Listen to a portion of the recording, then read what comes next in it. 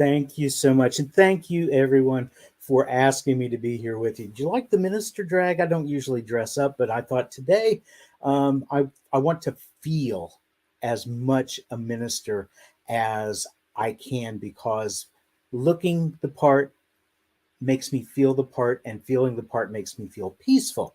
And since that's what we're going to be speaking about today, I thought that this was perfect for that. But before we get started, if you wouldn't mind joining me with in a little quick prayer, let's close our eyes and we'll go within to the quiet place where truth resides. And there is only one presence existing in and expressing as each one of us. This presence is equally and evenly present throughout the universe, which it created out of itself. It was never born and it cannot die. It is with us every step of our life journey because we are that presence in physical form. The presence contains all knowledge, all wisdom, and that wisdom and knowledge resides within us now. So we set aside this time together as sacred time to dive into this knowledge, to delve into the wisdom of the One.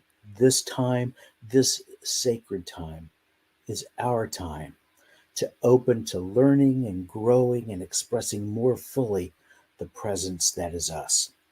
We know that the oneness of all is merely concealed by a misguided idea of separation and thoughts of duality. And as we become more fully aware of our oneness, we heal the world and bring it back to what it was before it became tainted with thoughts of separation. So, with gratitude and calm assurance that all is well, regardless of the circumstances, regardless of how things look, we relax and know that we are peace. And that peace radiates out into the world around us and is sensed and felt by each individualization of the presence. And those individualizations also begin to radiate peace. Peace is what we are. And so we sit for just a moment and allow this knowledge to be so.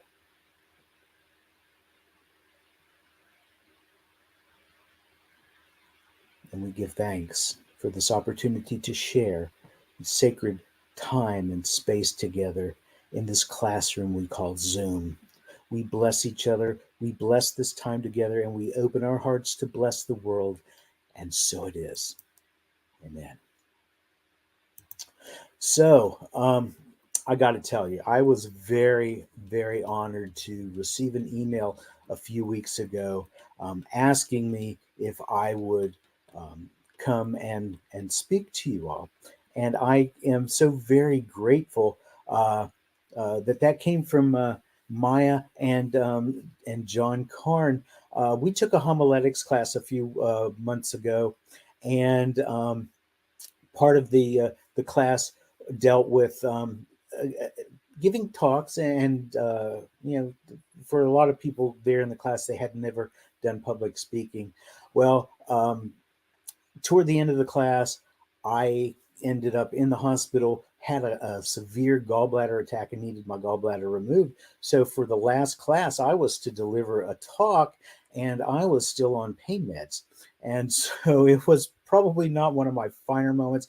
And I did promise Reverend John that he'd get a better talk from me today. Yesterday was the International Day of Peace. It's also known as World Peace Day. It's a United Nations sanctioned holiday observed annually on the 21st of September, and it's dedicated to world peace and specifically to the absence of war and violence. And so that seems to be what most people think of when they think of the word peace anyway. It is no wonder when you have news of active military conflicts going on in the Middle East and in Eastern Europe, and saber rattling in Far East Asia, even here in the United States. To most people, peace is the equivalent of the absence of war, but we are a very warlike society. We have a war on drugs. We have a war on crime. There are factions in our country who have declared war on migrants. Many Christian churches emphasize the idea of war in an effort to combat some sort of perceived evil. They speak of putting on the whole armor of God. That's out of the Bible, the book of Ephesians. It mentions the breastplate of righteousness and the shield of faith, the helmet of salvation, and the sword of truth, all weapons of the quote unquote true believer. But on the other hand, we are also exhorted by the master teacher, the Christed one, Jesus, who said not to be afraid when we hear of wars and rumors of wars. And that's easier said than done if you're listening to the news, because that's all we're inundated with on the television and on the radio. Many New Thought churches and centers conclude their services with the peace song, "Let there be peace on earth, and let it begin with me." A lot of people, though, don't know the story behind that particular song. It was written in 1955 by a woman named Evelyn Merchant. Now, Evelyn had a couple of different personas. She used different names. She used aliases because Evelyn Merchant was, well, she started her career doing radio programs. She was an actress on the radio back in the day. And then she moved into films, and she went by the name of Harleen Wood. And you can still find her movies out there, Harleen Wood. Uh, she was also known by another professional name, Jill Jackson Miller. Now, she got that name, the last name, from her husband, who was a songwriter named Cy Miller. And it was under Jill Jackson Miller that she wrote "Let There Be Peace on Earth." So, world peace. It's what most folks think about when they hear the word peace. They may also think of the anti-war movement of the 60s, the hippies, the protest songs. John Lennon's song, "Give Peace a Chance," immediately comes to my mind.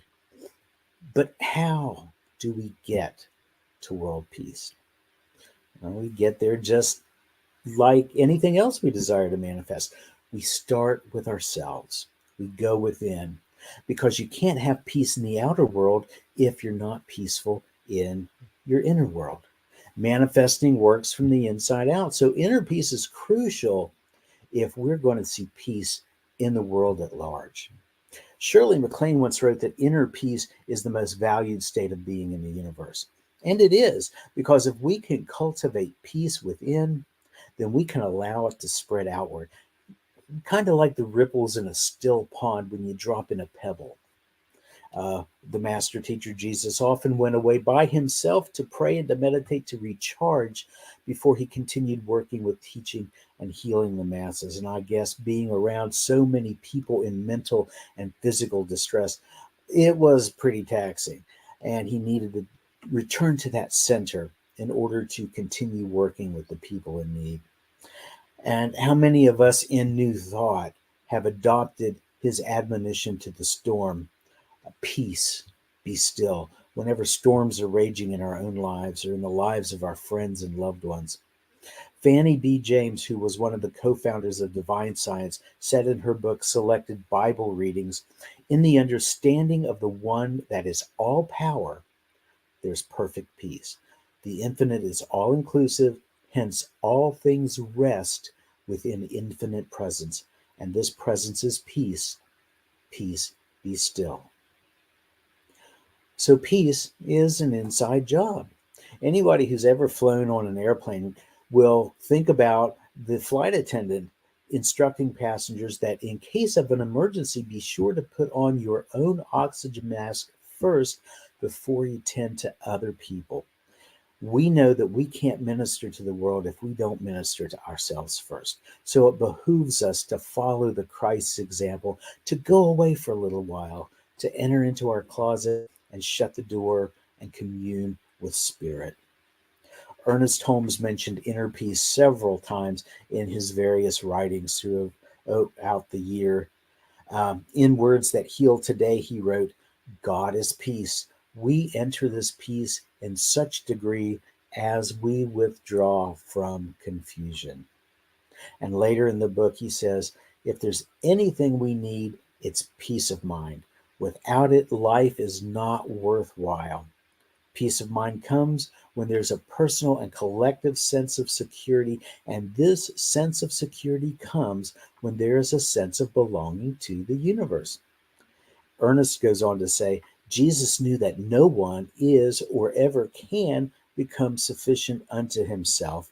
It's when the soul returns to its source and finds its true center in pure spirit that it enters into the peace which the wise one said the world cannot give. But one of my favorites quotes from Ernest comes from the Basic Ideas of Science of Mind when he said, "Be still, still in every way, and accept that peace of God, knowing it now heals everything within you that hurts, and that its calming action enfolds all your experience. Think peace, feel peace, know that you are peace, because you are a definite, specific expression of God manifesting as you." And building on that idea, Joel Goldsmith said in The Art of Meditation, as we turn to the kingdom of our inner self, we find the reign of divine power in the outer world. And as we seek peace within, we find harmony without. We reach the depth of the soul, and it takes over our existence, providing activity and newness of life, a peace and serenity the like of which we've never dreamed. Well, we can dream of the peace because as we cultivate it within ourselves, we know that it goes into the outer world where we are all one and it becomes a manifest reality. The inner peace that we gain by doing our inner work takes on a life of its own. It goes first to our households and then to our neighborhoods, to our towns, our state, our country, and finally into the world itself. Because we're one, we know that each time we raise our own vibration of inner peace, others' vibrations will begin to rise as well. And science teaches a concept called entrainment, which is when a rhythm or something that varies rhythmically causes another to gradually fall into synchrony with it. So it's the best way I can find to explain that is if we have a room with two harps or two guitars or maybe two pianos. And if you pluck a string on the harp or the guitar, or if you hit the string on the piano by hitting a key, it begins to vibrate. It causes a sound, but the sound comes from the vibration. And the corresponding string on the second harp or the guitar or on the piano will begin to vibrate because they're on the same wavelength. This even works with different instruments, a combination. It works if you have the piano and just the guitar. So you hit that note on the piano, and the corresponding guitar string is going to vibrate as well. It's the vibration itself, not the instrument, that's the operative thing. And so, in that way, people around the world are pretty who are pretty close to the same wavelength that we're on. We can level them up, so to speak, to match our vibration. And as the saying goes, when the tide comes in, all ships rise. But there are also times when we need to level up whenever we're in a situation where our vibration is not quite where it needs to be. Author, poet, and philosopher Emily Marushin said, "Be selective in your focus because your attention feeds the energy of it and keeps it alive, not just within you, but in the collective consciousness as well." Jung called it the collective unconscious. Ernest called it race mind, but it's the same thing. And once we're entrained with others and they with us, we move on into what quantum physics would call entanglement, which basically, to my understanding, very briefly, entanglement means when something has interacted with something else, once they've interacted, the two are then linked from that moment forward. And there's really no way to avoid entanglement. The thing is, we're all entangled with all of creation because there's only one, and it's us. Minister Irvin Seal wrote in his book, Why Doesn't God? If God could act as a person, he would prevent war, heal all the sick and diseased, establish peace and brotherhood and plenty all over the earth, enforce the golden rule everywhere. But God cannot do these things except through and as man, for man is the individualization of God, and his realm is the personal, the particular, while the realm of God is the universal and the general. So, in a sense, however, God does all these things, even when they're done through man, for man and God are a unity, and the actor is the same, whether working on the plane of the universal or on the plane of the particular. So, um, it's it is one of those things that we can remember in moments of contemplation, sometimes when we're what I call in the knee deep in the hoopla, when things are getting a little dramatic, that we tend to forget that. But we need to know definitely and absolutely. Uh, Joseph Murphy said that whatever contributes to your peace, your happiness, your fulfillment must of necessity bless all people who walk the earth. And so it behooves us to always try to remember. Uh, Reverend Dr. Dennis Merritt Jones said in The Art of Being, the secret of inner peace is being present enough in every moment to witness how we see the world and ourselves, and accordingly, where we place our power. So it's up to us to maintain our vibration at the highest level that we can muster because we're influencing the rest of the world around us. And by the same token, we're being influenced by the world around us. Those times when we feel our vibrations slipping, lowering, whether it's due to what we're thinking or maybe what somebody else is thinking, and we're picking it up out of the blue because we're entrained, we're tuned in, we're entangled. It's those times when we need to rise up in vibration, and we need to learn to bring up not just ourselves, but to know that as we do that, those in the world who we're interacting with on a level we don't see or even understand, they're rising as well. So if we're going to have world peace, we have to have it first within because it all works from the inside out. It's not something we create, it's not something we attract, because creation and attraction imply a separateness from us, a duality. And we are not a duality movement. New Thought is a movement of unity, of oneness.